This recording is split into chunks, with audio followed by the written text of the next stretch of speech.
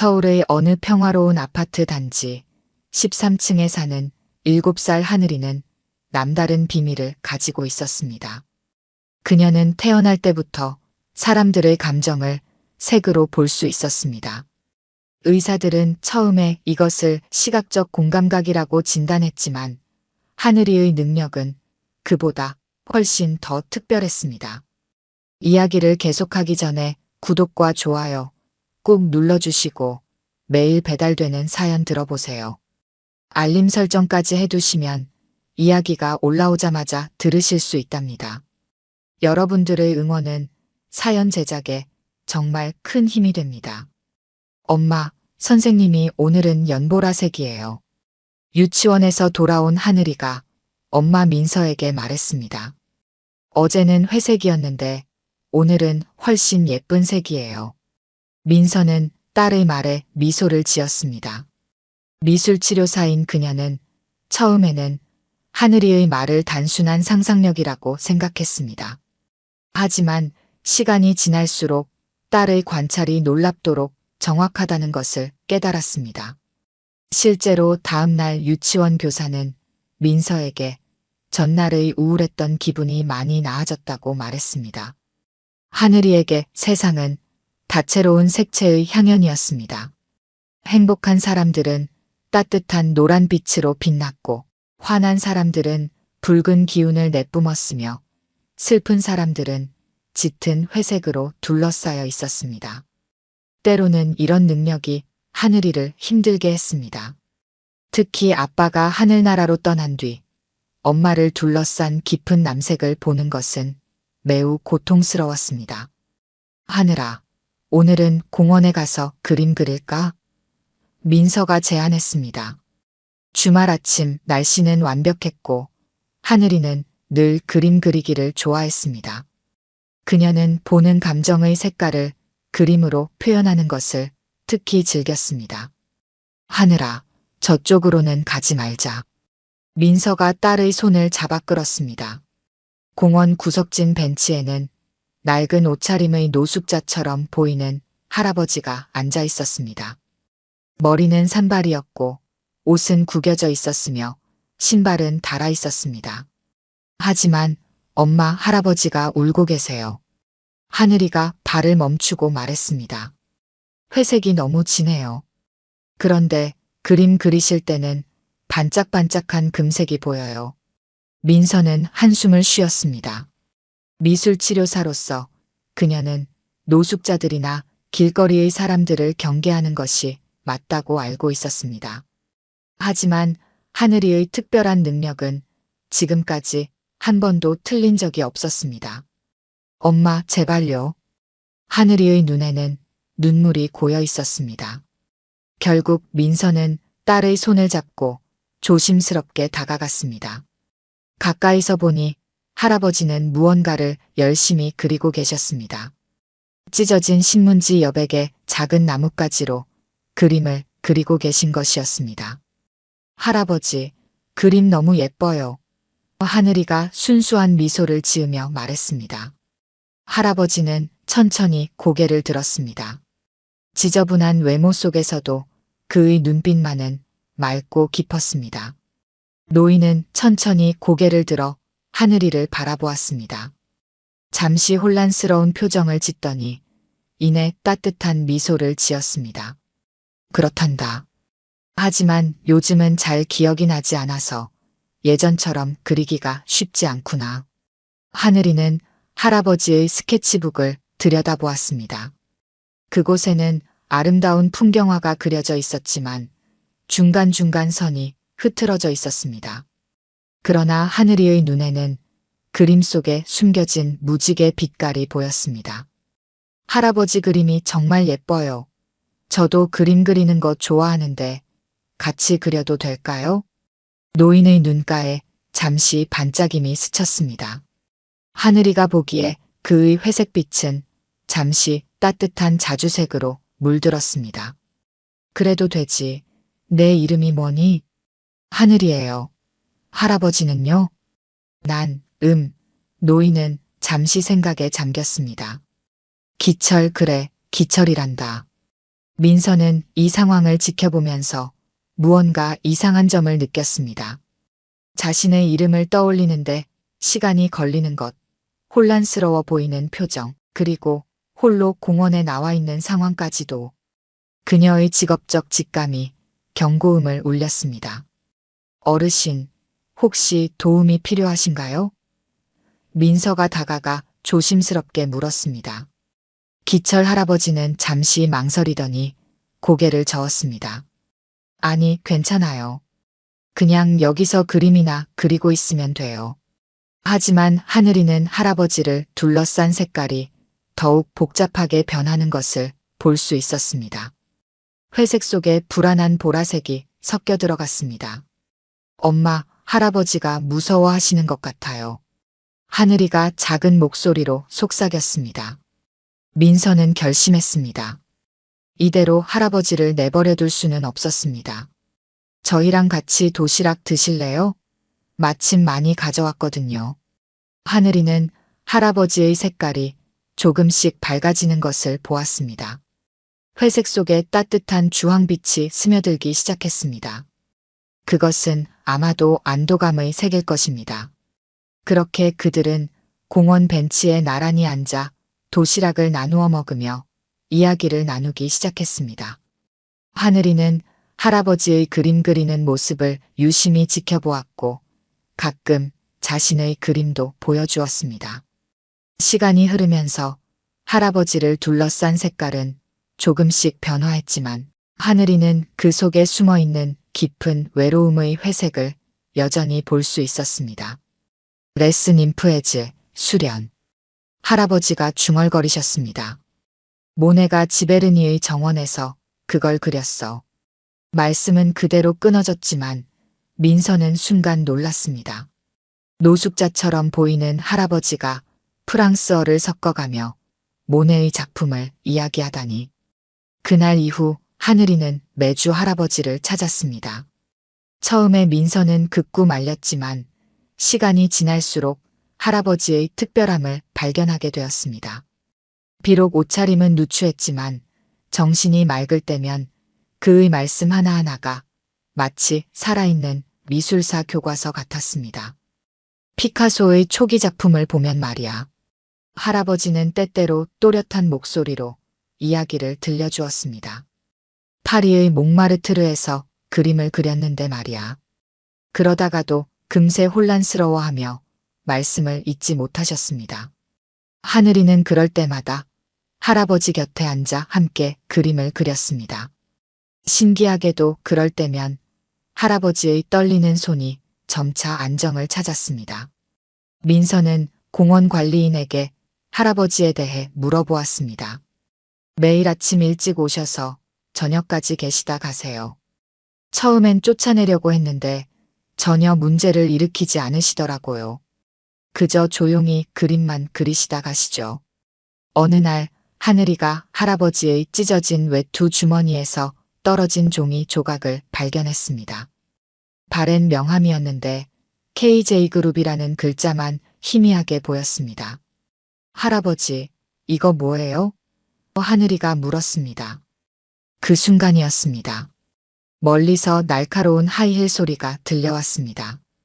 고급스러운 정장 차림의 한 여성이 그들을 향해 빠르게 걸어오고 있었습니다. 하늘이는 그 자리에서 얼어붙었습니다. 여자를 둘러싼 색채가 너무나 끔찍했기 때문입니다. 칠흑 같은 검정색 속에 독사처럼 꿈틀거리는 보라색 줄기들, 그것은 하늘이가 지금까지 본 것 중 가장 무서운 색채였습니다. 아버님? 차가운 목소리가 들려왔습니다. 여기서 뭐 하시는 거예요? 할아버지의 표정이 순간 공포로 일그러졌습니다. 하늘이의 눈에는 할아버지를 둘러싼 회색이 더욱 짙어지는 것이 보였습니다. 이런 더러운 데서 계시면 어떡해요? 미연은 말끝을 흐리며 민서와 하늘이를 혐오스러운 눈초리로 바라보았습니다. 이제 그만 가시죠. 하늘이랑 그림을. 할아버지가 저항하려 하셨지만 미연은 이미 할아버지의 팔을 거칠게 잡아 끌고 있었습니다. 더러운 노숙자처럼 굴지 마세요. 당신이 누구신 줄 알아요? 그들이 사라진 후 하늘이는 엄마의 품에 안겨 울었습니다. 엄마, 할아버지가 너무 무서워하세요. 그리고 그 아줌마 너무 무섭고 시커먼 연기가 자꾸 나와요. 민서는 딸을 꼭 안아주었습니다. 방금 전 목격한 장면이 마음에 걸렸습니다. 허름한 차림의 할아버지를 향한 미연의 태도, 그리고 KJ그룹이라고 적힌 그 바랜 명함까지도 뭔가 이상한 일이 벌어지고 있다는 직감이 들었습니다. 그날 이후 하늘이는 매일 밤 악몽에 시달렸습니다. 꿈에서는 검은 연기가 할아버지를 집어삼키고 빨간 손톱을 가진 까만 그림자가 할아버지를 끌고 가곤 했습니다. 엄마, 오늘도 할아버지 보러 가요. 하늘이가 밥도 제대로 먹지 않은 채 조르자 민서는 한숨을 쉬었습니다. 하늘아, 그 할아버지한테 뭔가 사정이 있으신 것 같아. 우리가 더 이상 만나면 안 될지도 몰라. 안 돼요. 하늘이가 울먹이며 말했습니다. 할아버지가 살려달라고 하는 것 같아요. 색깔이 그렇게 말해요. 결국 그들은 다시 공원으로 향했습니다. 하지만 이번에는 좀 더 조심스럽게 멀리서 지켜보기로 했습니다. 그들이 도착했을 때 기철 할아버지는 여전히 그 자리에 계셨습니다. 찢어진 옷자락 사이로 쌀쌀한 가을바람이 스며드는 것도 모른 채 열심히 그림을 그리고 계셨습니다. 모네이, 레스 COULEURS, 레스 FLEURS. 할아버지가 혼잣말처럼 중얼거리셨습니다.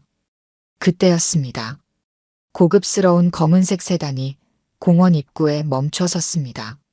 하늘이는 즉시 엄마의 옷자락을 움켜쥐었습니다. 차에서 내린 것은 지난번의 그 무서운 여자였습니다. 이번에는 혼자가 아니었습니다. 검은 정장을 입은 남자 둘이 그녀와 함께였습니다. 아버님, 또 이러시면 어떡해요? 미연의 날카로운 목소리가 공원에 울렸습니다. 이제 그만 가시죠. 요양원에서 모두가 걱정하고 있다고요. 하늘이의 눈에는 할아버지를 둘러싼 회색이 공포의 검은색으로 변하는 것이 보였습니다. 싫어, 준호야, 준호가 어디 있지? 할아버지가 떨리는 목소리로 말씀하셨습니다. 아버님, 준호 오빠는 해외 출장 중이시잖아요. 제가 잘 모시고 있다고 안심하고 갔는데 이러시면 안 되죠. 두 남자가 할아버지의 양팔을 잡아 일으켰습니다. 할아버지는 저항할 힘도 없어 보였습니다.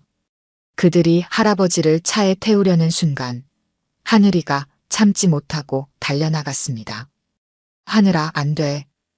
민서가 소리쳤지만 이미 늦었습니다. 할아버지, 할아버지. 하늘이의 목소리가 공원에 울렸습니다. 미연이 날카롭게 돌아보았습니다. 그녀의 눈에서 순간 살기가 번쩍였습니다. 감히 이런 것들이. 그때였습니다. 공원 큰 TV에서 흘러나오는 뉴스 소리가 모두의 주의를 끌었습니다. KJ그룹 준호 회장이 긴급 기자회견을 열었습니다. 한 달 전부터 실종된 아버지를 찾고 있다고 합니다. 찰나의 순간이었습니다. 미연의 얼굴이 창백하게 변했고 하늘이는 그녀를 둘러싼 검은 연기가 폭풍처럼 소용돌이치는 것을 보았습니다. 빨리 차에 태워요. 미연이 소리쳤습니다. 민서는 그제서야 모든 것을 깨달았습니다. 저 허름한 차림의 할아버지가 뉴스에 나온 그 재벌 회장이라는 걸. 그리고 저 며느리가 무슨 짓을 저질렀는지도. 잠깐만요.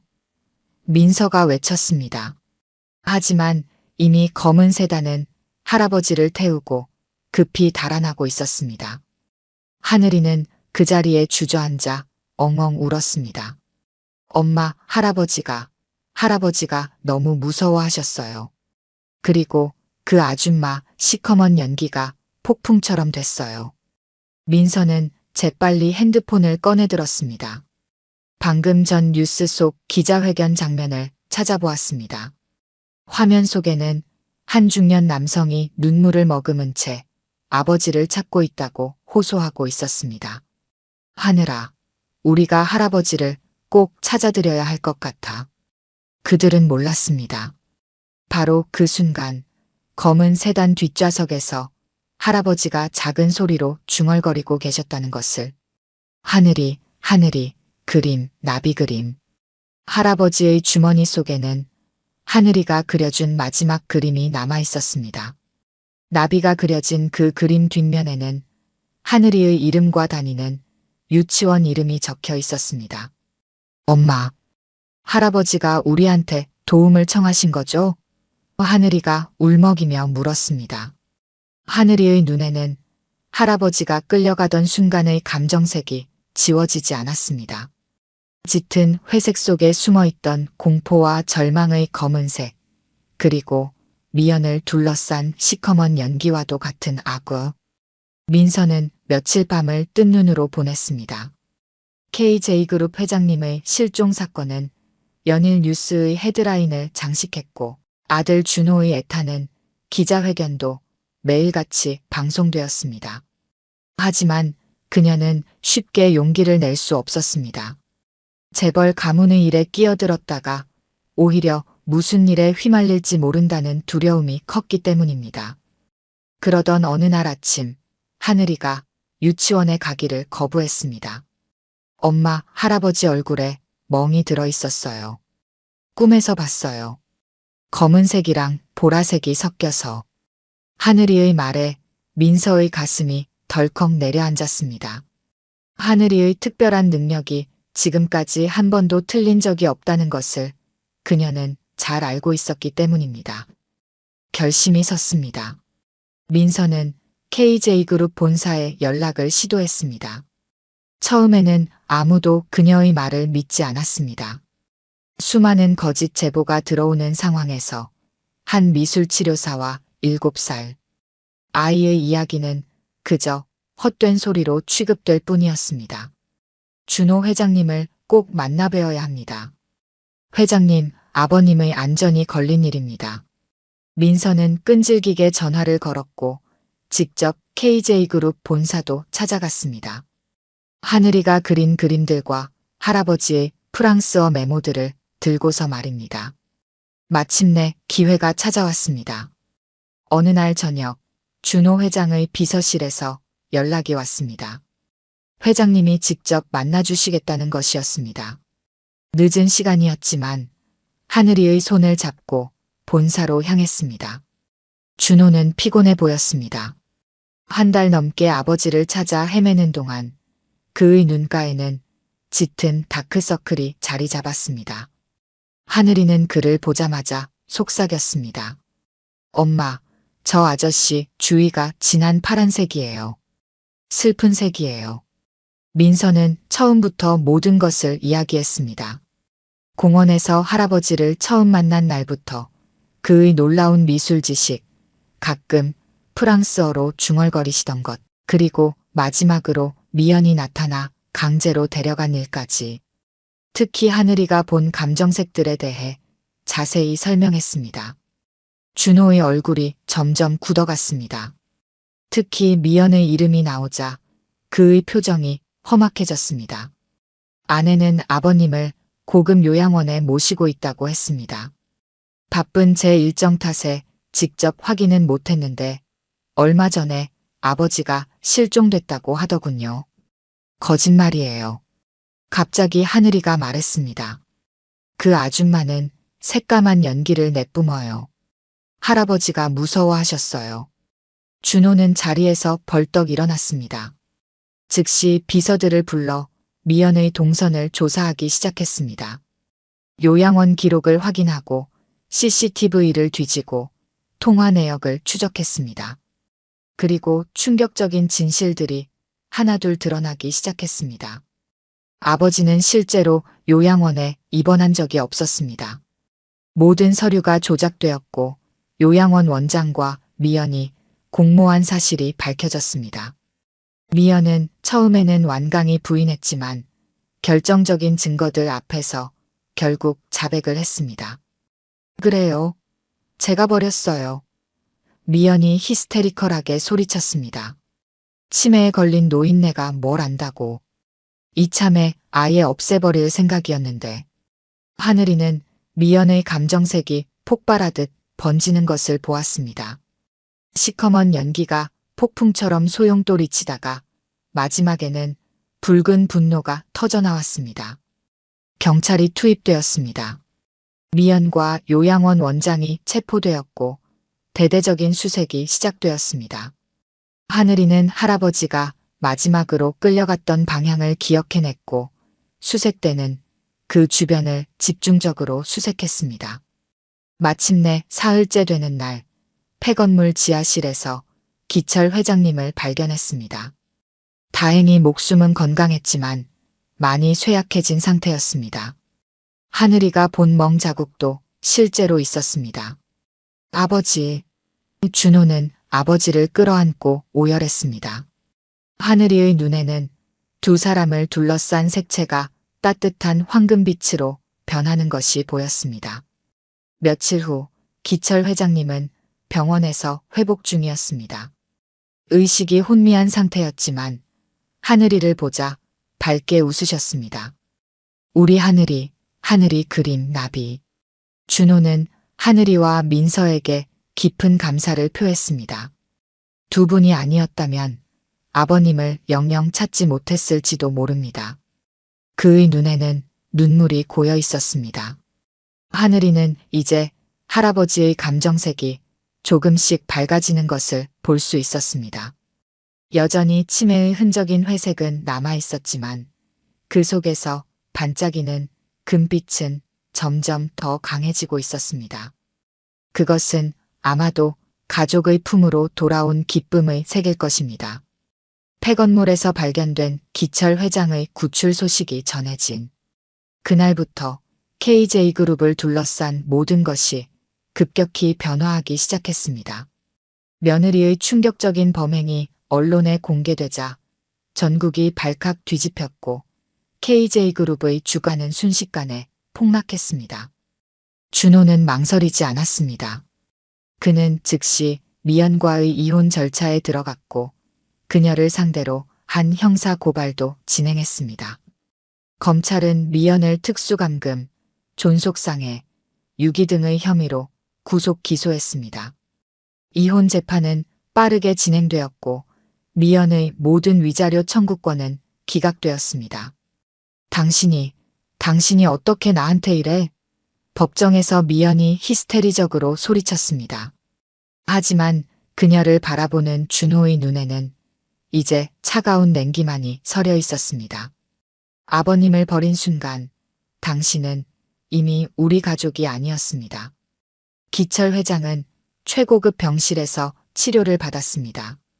영양실조와 탈수, 그리고 구타로 인한 상처들이 하나둘 치료되어 갔지만 정신적 외상은 쉽게 나아지지 않았습니다.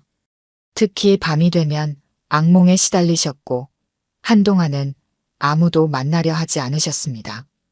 유일한 예외는 하늘이었습니다. 할아버지, 오늘은 조금 보라색이 보여요. 더 예쁜 색이에요. 하늘이가 방문할 때마다. 기철 회장의 표정은 한결 밝아졌고 감정색도 조금씩 변화했습니다. 민서는 자신의 전문성을 살려 기철 회장의 재활 치료를 도왔습니다. 미술 치료를 통해 트라우마를 치유하고 그림으로 기억을 되살리는 작업을 시작한 것입니다. 준호는 그 과정을 지켜보며 민서의 진심과 전문성에 깊은 감동을 받았습니다. 민서 씨, 우리 아버님 치료에만 전념하실 수 있으신가요? 제가 연봉은 지금의 3배로 드리겠습니다. 아니에요. 민서가 고개를 저었습니다. 이건 제 직업상의 문제가 아니에요. 할아버님이 이제는 저희에게도 소중한 가족이니까요. 그 순간 준호의 눈시울이 붉어졌습니다. 하늘이가 보기에 준호를 감싸고 있던 차가운 파란색이 따뜻한 황금빛으로 변하기 시작했습니다. 시간이 흘렀습니다. 기철 회장의 상태는 놀랍도록 호전되었습니다.